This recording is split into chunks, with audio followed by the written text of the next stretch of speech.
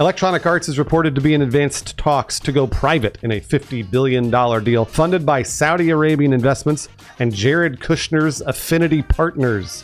Welcome to Inside Games, the only gaming news show brave enough to not forget. Oh, not forget what, Bruce? We'll get to that. Also, brief aside, I'm still continuing my whistle-stop tour across Japan.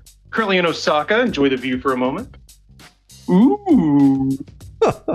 Yeah, on to much more grave, complicated, and unfortunately political matters. Yeah, we don't want this in our video games usually. Wall Street Journal and Reuters both reported that the $50 billion deal for EA could be announced as early as this week. Yeah, which is very sudden, or seemingly sudden. The group of investors backing the buyout include private equity firm Silver Lake, Saudi Arabia's public investment fund, and, like we said, Jared Kushner's Affinity Partners. So if the deal goes through, it would be the largest leveraged buyout in history. Saudi Arabia's public investment fund is part of the country's Vision 2030 project that's intended to decrease the country's economic reliance on oil by investing in, other industries like video games. The investment fund's gaming arm, Savvy Games Group, aims to increase Saudi cultural influence through the world's largest entertainment industry, and that is video games. Yeah, so what's the problem? Of course, everybody wants to export their culture, everybody wants to invest in the arts, everybody wants to diversify their economies. So why are we cringing, Bruce? What's the problem? There's lots of problems with Saudi Arabia, Lawrence.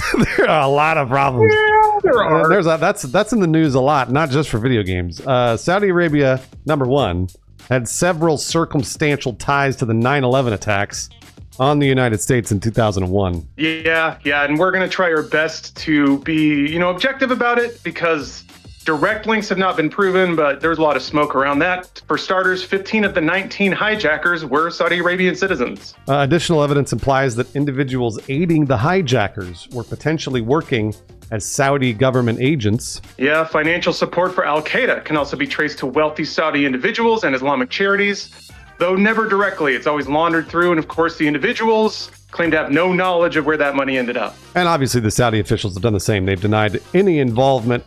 And again, lots of companies like WWE, and there's a certain comedy festival that's happening right now. We'll get into it. And much more recently, and I guess much less mysteriously, there was the murder of Saudi journalist and dissident Jamal Khashoggi, who was assassinated by Saudi government agents at the order of Crown Prince Mohammed bin Salman in 2018. Saudi Arabia's attorney general even eventually admitted the murder was premeditated.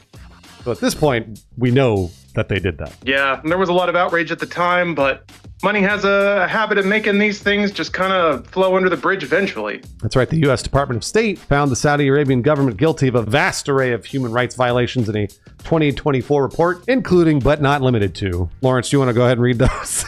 This is a long list. Yeah, here we go. Arbitrary or unlawful killings, disappearances, torture and cruel, inhuman, or degrading treatment or punishment, arbitrary arrest and detention, transnational repression against individuals in another country, serious restrictions on freedom of expression and media freedom, including unjustified arrests or prosecutions of journalists and censorship, restrictions of religious freedom, and prohibiting independent trade unions, or significant or systemic restrictions on workers' freedoms of association. So I'm sure some of those things could be said about the United States of America as well, but we know that they're happening in Saudi Arabia.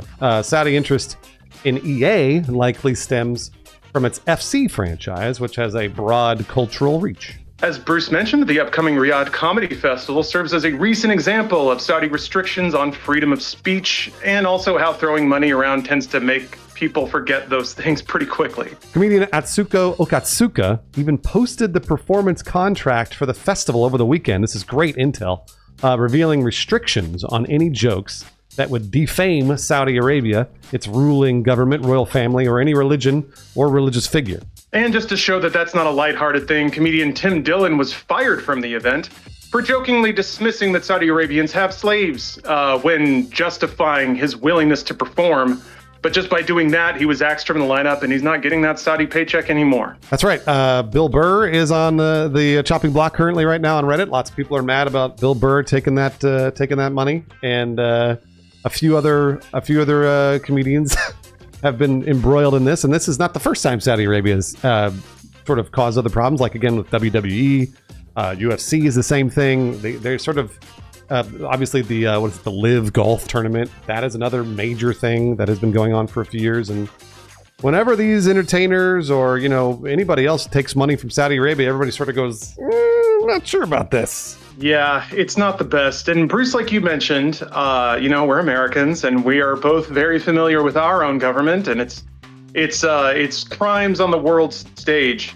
But at least we ostensibly still have freedom of speech here, freedom of religion, freedom of a lot of things that are just right out in Saudi Arabia and kind of like openly out. So it's not great. I mean, American imperialism being what it is, at least as a citizen, you can go to whatever church you want and ideally not face hate crimes directly from the government for it.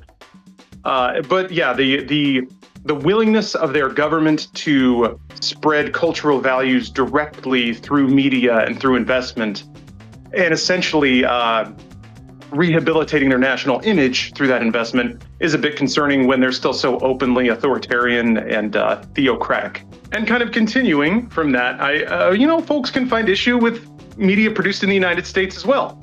I think a lot of the issues that people have lamented in video games are because companies are publicly traded, which means that a lot of decisions go back to the investors and returning the maximum amount of money for investment. That doesn't always produce the most satisfying, culturally enriching, or profound video games, of course. But at least the cards are on the table, at least when it comes to satisfying investors. There's also legal boundaries about disclosure. There's things they have to tell investors. If it's a monarchy and a theocracy, you don't have to tell anyone, and your motivations are not as obvious, I think. And I guess maybe this is the American in me talking. The devil of trying to absorb as much money as possible is a known one. The devil of using media to export what I think we all could agree are dangerous cultural values is a lot less known. And the ability to do that through something like FC, that's a very powerful tool, and it's widely played all over the globe. It could be a way to maybe change the minds of younger generations and make them more accepting of values that don't have the best human rights outcomes. Yeah, this is something we've talked a lot about on this show, which is you personally get to draw a line on where you want to support these companies. Now, again, if you want to support Amazon, who has employees pissing in bottles or whatever, fine, that's fine. You're watching on Twitch or whatever, that's on Amazon, or not. And you decide you're not going to do that. You're not going to support Chick-fil-A because they fund anti-LGBT, groups. It really is up to you. It truly is up to you. And when we start getting into the Saudi money, I think a lot of I would say maybe the majority of Americans are sort of like putting their hands up and go, ooh, that might be too much. We might have gone a little too far. And this is making me so bummed for Battlefield, Lawrence. Battlefield 6 had all the wins behind it. Everybody's so excited for it. And then, of course, fucking EA and these 300 executives got to take these fucking giant paychecks from Saudi Arabia and Jared Kushner, and everyone's gonna be mad at Battlefield for it, and Battlefield didn't do anything wrong. Yeah, it's not the greatest timing. I guess if these deals are already that advanced, there's a part of me that would hope that if Battlefield 6 really does hit, that maybe it could pave a way for EA to keep operating as it is. If that's even their intention, who knows? Maybe the executive lineup of EA is salivating over all that Saudi money. They can't wait to get acquired and then retire somewhere and never have to worry about it again. So I don't know. But speaking of Battlefield, I feel like that's an interesting point too, because again, this is from the American perspective. Mass media tends to self-censor in the first place. Like you'll never go to Tiananmen Square, right, in a Battlefield game. You'll never ever do that in a Call of Duty. And there's a reason, because they want to sell units and they don't want to offend huge audiences. But again, I think that's a bit different and a much more known quantity versus maybe reinforcing a religious or cultural agenda.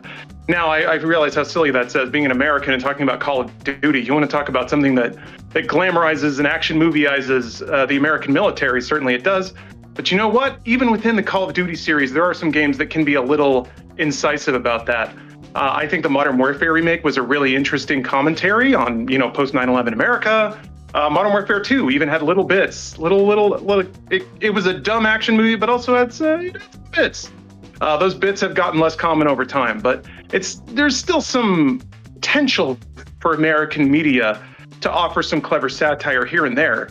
But I think all of that goes right out the window once you're owned by a, like I said, a theocratic regime. Yep, I completely agree with you, and this is a real bummer for me because actually in the years past, I know EA is obviously an evil company. Everybody knows it, just like every other video game company.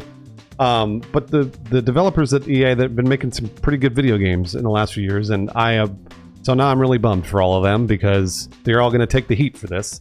When in reality, it's the 300 people on top that they're going to get $100 million checks and cash out, and that's because again they don't care. They're not in the public like they're gonna go home and fuck off forever, and then fuck over their 25,000 employees. So it's a real bummer here for the people that are actually doing the work on the ground at EA. Absolutely.